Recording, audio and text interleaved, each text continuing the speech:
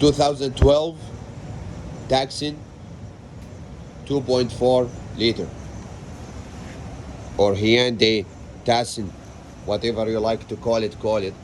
But this engine is knocking, bottom end knock, crack, and bearing and connecting rod are done. It's common problem in this 2.4 engine. If you have a bottom knocking noise, you will just immediately pull this engine out. Either you swap it, either you put a new one in, or either you rebuild it.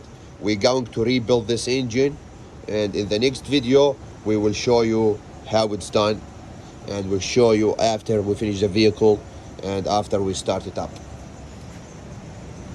Yeah, and this vehicle got 120,000 K on it.